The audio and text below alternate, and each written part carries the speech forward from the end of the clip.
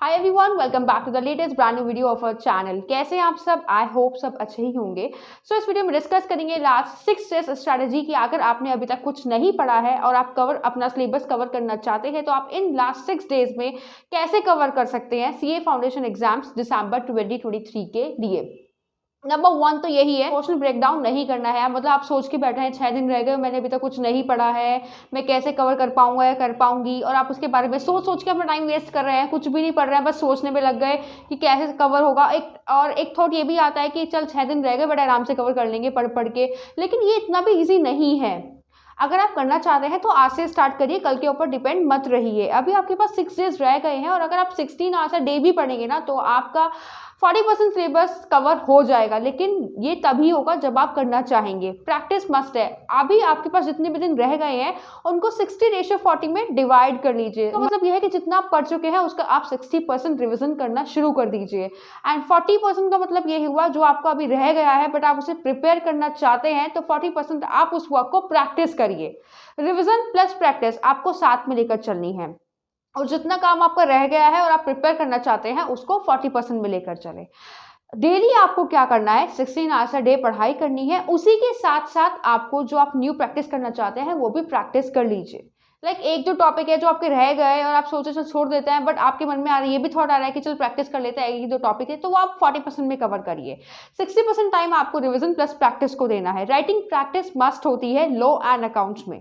इतना आपको पता होना चाहिए कि एग्जाम में जाके अकाउंट्स एंड लॉ का पेपर इसलिए छूटता है क्योंकि राइटिंग अच्छी नहीं होती है, स्पीड अच्छी नहीं मेंटेन हो पाती है एग्जाम में। फिर आप सोचते रहते हैं कि हमने उस टाइम प्रैक्टिस क्यों नहीं करी थी।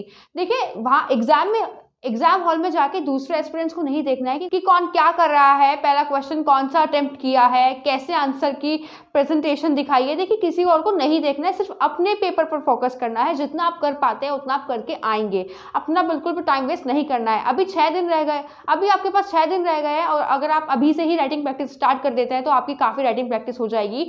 3 आवर्स के जो आरटीपीस एमटीपीज है उनको टाइमर लगा के सॉल्व करना स्टार्ट कर दीजिए।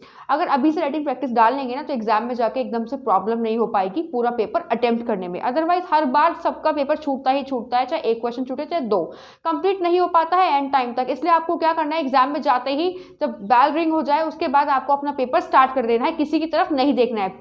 कोई क्लास में आ रहा है या जा रहा है आपको उससे फर्क नहीं पड़ना चाहिए, कोई आपको कुछ कह रहा है उससे फर्क नहीं पड़ना चाहिए। सिर्फ आपको अपने पेपर पर फोकस करना है कि आपको अपना पेपर टाइम से पहले ही कंप्लीट करना है और पूरा कंप्लीट करना है। देखिए, अब बात करते हैं कि आपको इंपॉर्टेंट क्या कवर करना है। अकाउंट्स में अगर आपको 50+ मार्क्स लेकर आने हैं तो आपको सेकंड मॉड्यूल अच्छे से प्रिपेयर करनी पड़ेगी। अगर आपने सेकंड मॉड्यूल अच्छे से प्रिपेयर कर ली है तो उसको बार बार रिवाइज करिए, उसकी बार बार राइटिंग में प्रैक्टिस करिए। नहीं कि आप सारे चैप्टर्स ओरल में रिवाइज करके बैठे हैं, तो ये आपका बहुत बड़ा मिथ है। एग्जाम में जाके आप बहुत बड़ी प्रॉब्लम में फंसने वाले हैं। आप ये सोच के बैठे हैं कि ओरल रिवाइज कर लेते हैं, एग्जाम में जाके तो राइटिंग करना ही करना है। जब आप वहाँ राइटिंग प्रैक्टिस करने बैठेंगे ना, जब आप वहाँ एग्जाम में बैठ के राइटिंग में सॉल्व करेंगे, तब आपके ध्यान में कुछ भी नहीं आएगा कौन सा फॉर्मूला अप्लाई करना है या कैसे प्रेजेंटेशन शो करनी है, इस क्वेश्चन को कैसे सॉल्व करना है आपको नहीं पता चल पाएगा। तो अगर अभी आप ये गलती कर रहे हैं कि आप ऑरली प्रैक्टिस कर रहे हैं, राइटिंग में नहीं कर रहे, तो अभी से स्टार्ट हो जाइए। बिलीव मी, अगर आप ऑरली करेंगे तो एग्जाम में जाके फंस जाएंगे, और अगर आप राइटिंग में प्रैक्टिस कर रहे हैं तो वो आपके लिए बेस्ट ऑप्शन रहेगा। एग्जाम में जाके फटाफट क्वेश्चन सॉल्व हो पाएंगे। अगर ऑरली करेंगे तो वहां फंस जाएंगे, एक पहले क्वेश्चन में अटक जाएंगे, इस क्वेश्चन का आंसर कैसे दूं। नेक्स्ट से बात करते हैं कि आपको अकाउंट्स में और क्या प्रिपेयर करना है। देखिए, आपको थ्योरी फर्स्ट बुक से प्रिपेयर करनी है, सारे ट्रू फॉल्स आपको दोनों बुक से प्रिपेयर करने हैं, और सेकंड बुक से आपको थ्योरी प्रिपेयर करने की जरूरत नहीं है क्योंकि फर्स्ट बुक में थ्योरी ज़्यादा आती है। उसके बाद बात करते हैं लॉ में। लॉ में इंपॉर्टेंट चैप्टर्स को ज़्यादा प्रायोरिटी पर रखिए, जो लॉ वेटेज वाले चैप्टर्स हैं उनको कम प्रायोरिटी दीजिए, ठीक है। उसके बाद आपको देन आपको क्वेश्चन सॉल्व करके देखना है, घर पर ही राइटिंग प्रैक्टिस करनी है कि क्या आप प्रोविजन सही से अप्लाई कर पा रहे हैं। अगर आपको प्रोविजन पता है कि आप कंक्लूजन की एंडिंग सही से कर पा रहे हैं, क्योंकि एग्जाम में ऐसा ही होता है, ट्रिकी क्वेश्चंस आ जाते हैं और आपको पता नहीं चल पाता है प्रोविजन कौन सा लगेगा। तो आपको इतनी प्रैक्टिस अब हो जानी चाहिए क्वेश्चन पढ़ते ही कि इस क्वेश्चन में कौन सा प्रोविजन अप्लाई होगा और इस कंक्लूजन की एंडिंग कैसे होगी। अगर आपको ये नहीं पता है तो उसका मतलब आपकी प्रैक्टिस अच्छे से हो ही नहीं है और आप अभी जीरो, और आपकी पोजीशन भी बहुत डाउन है लॉ में। अगर आप अच्छे से प्रैक्टिस कर रहे हैं और आपको पता है कि प्रोविजन कौन सा लगाना है, कैसे एंडिंग करनी है कंक्लूजन की, तो आप एकदम सही जा रहे हैं। बट आपको लॉ में बार बार रिविजन करना है, बार बार रिविजन करना है, बार बार रीडिंग करनी है, लर्न नहीं करना है। लर्न करेंगे तो एग्जाम में जाके फंसेंगे, वहां जाके भूल जाएंगे कि हमने पढ़ा क्या था, क्योंकि बहुत सारे चैप्टर्स है, कितना लर्न करेंगे और क्या क्या लर्न करेंगे। इसलिए आपको सिर्फ रीडिंग करनी है मल्टीपल टाइम्स, और जितना आपको याद रहेगा एग्जाम में उतना करके आना है, क्योंकि आईसीआई कभी भी पूरे मार्क्स नहीं देता है। उसके बाद बात करते हैं बीसीके की। बीसीके में आपको थॉरोली रीडिंग करनी है, एक एक चैप्टर की, छोड़ना कुछ भी नहीं है, क्योंकि इसमें सारे ही चैप्टर्स इक्वल वेटेज के हैं।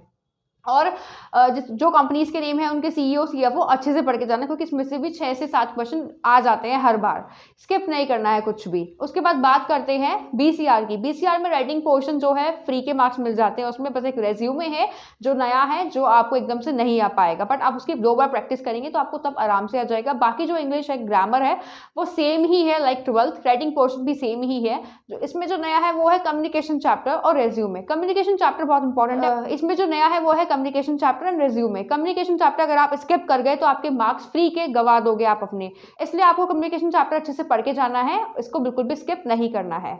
ग्रामर के एक बार टेंसेस पढ़िए, उसके बाद ग्रामर के जब आप क्वेश्चन सॉल्व करने बैठेंगे तो आराम से हो जाएंगे, इसमें कोई बड़ी बात नहीं है। बट हाँ, आपको बीसीआर अच्छे से प्रिपेयर करके जानी, क्योंकि 40 मार्क्स की आती है। अगर आप इसको डेली 1 घंटा भी देंगे तो आराम से आपकी कवर हो जाएगी। उसके बाद बात करते हैं इको की। इको में आपको थोरोली रीडिंग करनी है, सेम एज बीसीके, बट इको में क्या है, जो इंपॉर्टेंट चैप्टर्स है उनको ज़्यादा प्रायोरिटी दीजिए, जो लो वेटेज वाले चैप्टर्स हैं उनको कम प्रायोरिटी दीजिए। जितने भी इकोनॉमिक्स के नेम है सारे पढ़ के जाइए। और जो बैक एमसीक्यूज हैं इको एंड बीसीके में, वो भी आपको सॉल्व करके जाना है, रट के नहीं जाना है। रट के जाएंगे वहाँ कुछ और आ गया, फिर आप वहाँ जाके फंस सकते हैं। इसलिए आपको अपना हर एक कॉन्सेप्ट एग्जाम में क्लियर करके जाना है।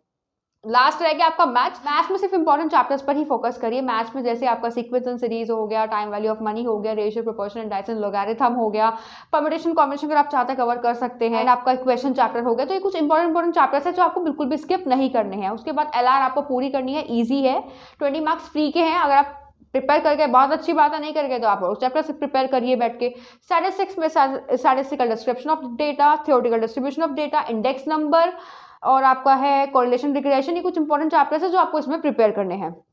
तो अभी मैंने आपको सारे इंपॉर्टेंट चैप्टर्स बता दिए कि आपको क्या क्या प्रिपेयर करना है। इनमें से आपको कुछ भी स्किप नहीं करके जाना है। अगर आप इनमें से कुछ भी स्किप करते हैं तो आप अपनी मर्जी से कोई चैप्टर और ऐड कर लीजिए, जिससे आपका वेटेज हर सब्जेक्ट में 60+ का बैठ जाए। बाद जब आपका पूरा सिलेबस कंप्लीट हो जाएगा, आपको आरटीपीज, एमटीपीज, पीवाईक्यू जरूर प्रैक्टिस करके जाने हैं एग्जाम में।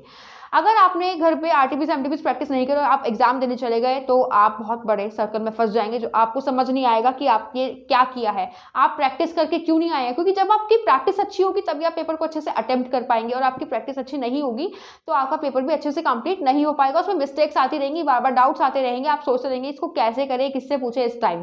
इसलिए अपने जितने भी डाउट्स है सबको क्लियर करिए, जितनी मिस्टेक्स है उन पर काम करिए, अवॉइड बिल्कुल नहीं करनी है। जितने भी आरटीपीज एमटीपीज आप प्रैक्टिस कर सकते हैं उतने करिए। और मैथ्स के जितने भी एमटीपी है सबको अच्छे से प्रैक्टिस करके जाना है। लॉ में पीवाईक्यू भी जरूर प्रैक्टिस करिए, एंड एमटीपी आरटीपी जरूर प्रैक्टिस करिए। चलिए अब आप 16 आवर्स अ डे पढ़ाई करना स्टार्ट कर दीजिए। आप 2-2 घंटे का गैप ले सकते हैं, जैसे आप 2 घंटे पढ़े फिर आधे घंटे का गैप ले लीजिए। इस टाइप से आपको अपनी स्टडी करनी है। लेकिन हाँ, अपना पूरा दिन बिल्कुल भी वेस्ट नहीं करना है कि अरे चल कल कवर कर लेंगे, उससे नेक्स्ट डे कवर कर लेंगे, अभी तो है 6 दिन आराम से हो जाएगा। ये 6 दिन कब निकल जाएंगे आपको पता भी नहीं चलेगा, और आप सोचते रह जाएंगे। इसलिए अपने टाइम को बहुत ही प्रोडक्टिव बनाइए। 16 आवर्स अ डे की स्टडी करिए, बार बार प्रैक्टिस कर, जितना कर सकते हैं। खाली बिल्कुल भी नहीं बैठना है। ये जो टाइम है ये खाली बैठने का नहीं है, डिस्ट्रैक्शन को अवॉइड करिए एंड अपनी प्रैक्टिस पर ध्यान दीजिए। जितने ज़्यादा आप राइटिंग प्रैक्टिस करेंगे ना, उतना ज़्यादा आपके लिए बेस्ट है, उतना ज़्यादा आपकी परफॉर्मेंस अच्छी हो जाएगी। अब 3 आवर्स का टाइमर लगा के अपने पेपर सॉल्व करना स्टार्ट कर दीजिए, मतलब आरटीपी एमटीपी पीवाईक्यू, उससे आपकी प्रैक्टिस अच्छी हो जाएगी। बाकी अगर आपको कोई भी डाउट है तो आप हमारे टेलीग्राम चैनल पर पूछ सकते हैं। बाकी इस वीडियो को लाइक करिए और हमारे चैनल को सब्सक्राइब करिए। Thank you.